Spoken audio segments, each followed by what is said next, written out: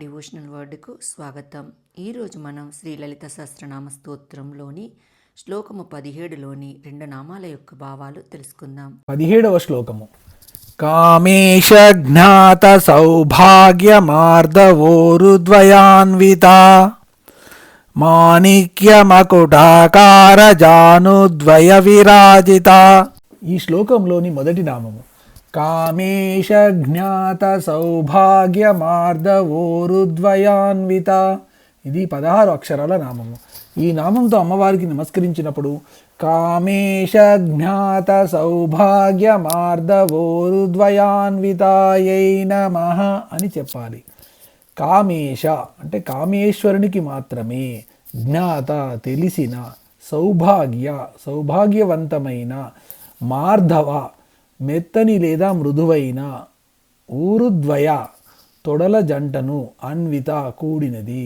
కామేశ్వర పదం ఎప్పుడు వచ్చినా సృష్టి సంకల్పం కలిగిన శివునిగా చెప్పుకోవాలి. సోకామయత బాహుశ్యాం ప్రజాయే ఏతి అన్నది శృతి వాక్యము. ఒంటిగింటి రామలింగంలాగా ఉన్న పరమేశ్వరునికి ఒక కోరిక కలిగిందట.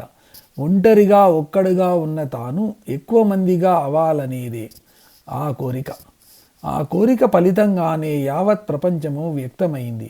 ఇలా ఎక్కువ మందిగా అవ్వాలనే కోరిక నిండుగా ఉన్న స్థితిలోని పరమేశ్వరుణ్ణి కామేశ్వరుడు అంటారు. ఆ కామాన్ని మహాకామం అంటారు. అందుకు సహకరించిన ఆయన శక్తిని మహాకామేశ్వరి అంటారు. మహాకామేశ్వరియే అమ్మవారు.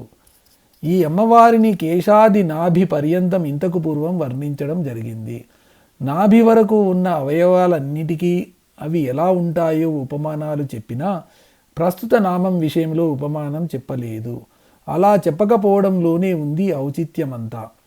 కేవలం సర్వజ్ఞుడైన కామేశ్వరునికి మాత్రమే తెలిసిన ఉరువులు అమ్మవారివి.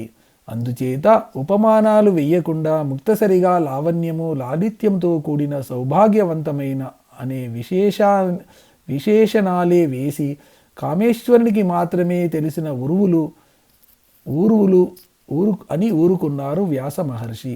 రాశి చక్రంలో 9వ రాశి అయిన ధనస్సు తొడలను ఉపదేశాన్ని కూడా సూచిస్తుంది. విద్యా శిక్షణలో సాధారణంగా మనం వినే తొడపాశము, చెవి మెలపెట్టడము లాంటి మాటలు ఉపదేశానికి సంకేతపద బంధాలుగా అర్థం చేసుకోవాలి. అమ్మవారికి సంబంధించిన సౌభాగ్య మార్ధవ మంత్రోపదేశాలు వాటి సమన్వయం అయ్యవారికి మాత్రమే తెలుసు అనే సూచన ఈ నామంలో ఉంది. 2 ఊరువులను ఉవ్వులతో సంకేతిస్తే ఆ రెంటిలో సౌభాగ్యాన్ని, మార్ధవాన్ని సూచిస్తాయి.